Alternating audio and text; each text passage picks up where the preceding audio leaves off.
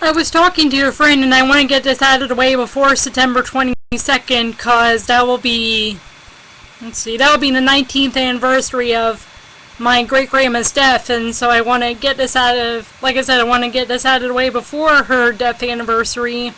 And we were talking about how she had stopped writing to the relatives during the Holocaust. And I'm thinking to myself, well, she's lucky that she didn't live to be... She died when she was 85. She's lucky that she didn't live into her 90s or 100s, which she could have well done given her genetics, and given that had she chosen to be healthier and stuff and chosen some better paths in some ways, she probably could have lived to be even past 100 if she wanted to. She would be trying to think, 104 this year. See, I'm just trying to make sure because she was born on August 30, 1907, and then she died when I was 2 years old, so September 22nd, 1992. I was about to get... Okay, I got baptized in 1990. Remember, my dad is a crypto-Jewish Catholic, and then you had that whole thing with the family. And with great-grandma being a crypto-Jewish Byzantine Catholic, remember that she betrayed the Rosnocks who were still in Kositsi. I'd already talked about that. And I'm thinking to myself, well, dead or alive, a traitor is still a traitor, and great-grandma will always be a traitor, no matter how they try to sugarcoat it, no matter how they say those were the times, or how they've said, well, maybe she was an otherwise sweet woman.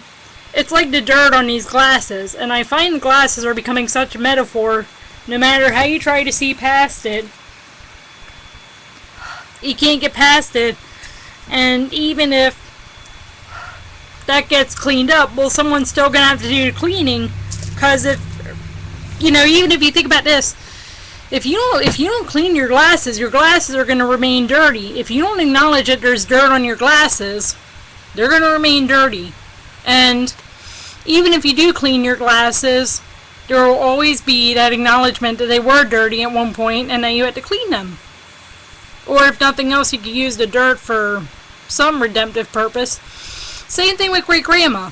Until we talk about what she did, until we say, hey, great-grandma basically was a traitor to the Rosnocks, and, we need to talk about what she did by making us look like self-hating Jews and pogromists and crusaders in their eyes.